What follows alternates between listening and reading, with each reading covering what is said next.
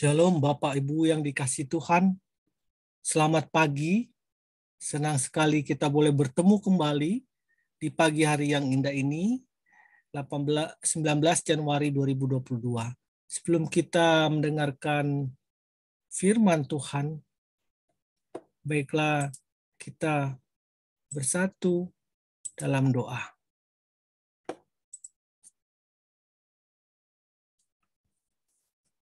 Ya Bapak yang bertata dalam kerajaan surga, terima kasih atas penyertaan-Mu dalam istirahat kami. Dan sekarang Tuhan berikan hari yang baru untuk kami.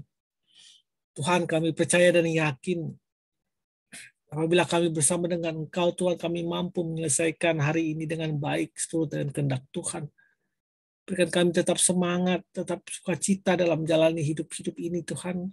Karena kami tahu Engkau berserta dengan kami. Berdoa buat seluruh perbisa yang ada di sini, Tuhan, ke dalam tangan-Mu.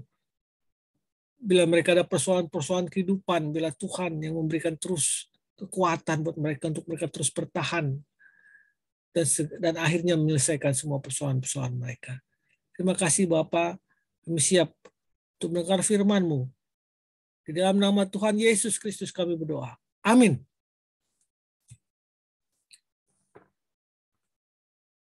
Judul renungan kita pada pagi hari ini adalah teruslah berbuat baik walau menderita. Nats sebagai landasan firman Tuhan diambil dari 1 Petrus 3 ayat 17. Sebab lebih baik menderita karena berbuat baik jika hal itu dikehendaki Allah daripada menderita karena berbuat jahat. 1 Petrus 3 ayat 17. Saya mempunyai seorang teman yang sangat baik. Bukan hanya baik sebagai istri maupun ibu dari ketiga anaknya. Namun ia juga dikenal baik dalam pergaulan dan dalam pelayanan di gereja. Sayangnya nasibnya tidak sebaik perbuatannya. Berbagai masalah harus dilaluinya untuk menguji kesetiaannya dalam berbuat baik. Suaminya yang undur diri dari pelayanan sering melarang dan memarahinya jika ia tetap aktif di dalam pelayanan gereja. Belum lagi ada seorang rekan sepelayanan yang selalu mencari-cari kesalahan dia untuk menjatuhkannya dan kerap membuatnya tawar hati dan kecewa. Namun semua itu tak membuatnya berhenti dari pelayanan. Ia terus berbuat baik kepada semua orang yang hendak menghalanginya dalam melayani Tuhan. Masalah terus bertambah, seolah ingin mempermalukannya sebagai pelayan Tuhan. Suaminya jatuh sakit berkepanjangan dan secara terang-terangan menggunakan jasa paranormal dalam proses penyembuhannya. Tak berapa lama kemudian anak laki-laki satu-satunya kedapatan terjerat obat-obat terlarang. Sampai-sampai studinya tak dapat berlanjut. Puncak tekanan batinnya terjadi ketika tiba-tiba muncul istri dari sahabat suaminya yang menyerang serta menghinanya karena perbuatan suami yang tanpa sepengetahuannya. Saat itulah teman saya menjadi limbung. Ia nekat meminum segenggam obat-obatan secara berlebihan. Kemudian lari mendatangi rumah saya di tengah malam. Saya sangat panik melihatnya dalam kondisi mulut telah berbusa. Dengan segala kekuatan yang ada, saya membawanya ke rumah sakit dan dia mendapat pertolongan. Disitulah teman saya mencurahkan isi hatinya. Saya tidak pernah berbuat jahat kepada orang lain, tapi kenapa ya saya harus mengalami hal seperti ini? Saya mencoba menguatkan hatinya dan bersama-sama dengan seorang hamba Tuhan kami berdoa bagi teman saya ini. Setelah peristiwa itu kami berpisah untuk jangka waktu yang cukup lama. Hingga kira-kira 2 bulan yang lalu, tiba-tiba saya menerima telepon dari teman saya ini. Ia bercerita, putranya kini telah memberi cucu, seorang anak perempuan, dan seorang anak perempuannya telah menjadi dokter, dan seorang lagi sudah selesai studi teologi. Mendengar kisahnya, saya lantas teringat dan merenungkan firman Tuhan di atas.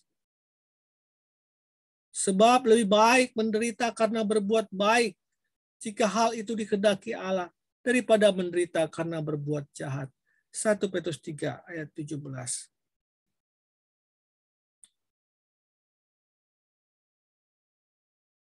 Bahwa menjadi orang Kristen memang tidak selalu enak. Iman Kristen di tengah berbagai persoalan, pergumulan, dan penderitaan harus tetap tegar, tahan uji, terus berserah dan tidak pernah menyerah. Untuk melakukan kasih dan kebaikan, banyak sekali tantangan yang harus dihadapi.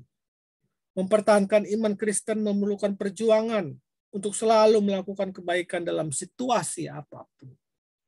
Namun, dari situ akan tampak siapa yang bertahan dalam perjuangan imannya. Karena itu, mari saudara-saudari, teruslah berbuat baik di dalam Tuhan. Hidupmu sungguh-sungguh hanya ada di dalam Yesus. Demikianlah renungan pagi ini yang ditulis oleh Pendeta Linda Korputi untuk buku Pelangi Jiwa GKI Kayu Putih. Bapak, Ibu, saudara-saudari yang saya kasihi, berbahagialah orang yang bertahan dalam pencobaan, sebab apabila ia sudah tahan uji, ia akan menerima mahkota kehidupan yang dijanjikan Allah kepada mereka yang mengasihinya. Yakobus 1 ayat 12. Jadi Bapak Ibu, jika Anda sekarang menderita berbagai penderitaan atau masalah yang terus datang bertubi-tubi, bahkan membuat Anda limbung dan bingung bagaimana selanjutnya. Panggil nama Tuhan, tetap setia untuk memanggil nama Tuhan dalam hidupmu dan bertahan dalam pencobaan. Sebab dalam pencobaan itu engkau digodok, engkau diproses Tuhan. Hingga nanti kamu sudah tahan api, tahan uji, ia akan menerima mahkota kehidupan yang dijanjikan Allah kepada mereka yang mengasihinya. Barang siapa yang tetap setia dan bertahan dalam ujiannya, ia akan menerima mahkota kehidupan yang dijanjikan Allah pada mereka yang mengasihinya. Jadi Bapak Ibu, tetap bertahan dalam persoalan-persoalan hidupmu, tetap memanggil Tuhan, percayalah, imanmu akan semakin kuat, semakin militan bersama Tuhan, dan kau sesungguhnya mengalami secara langsung kasih Tuhan, penyertaan Tuhan dalam hidupmu. Selamat pagi, teruslah berbuat baik. Tuhan Yesus memberkati kita. Amin. Amin.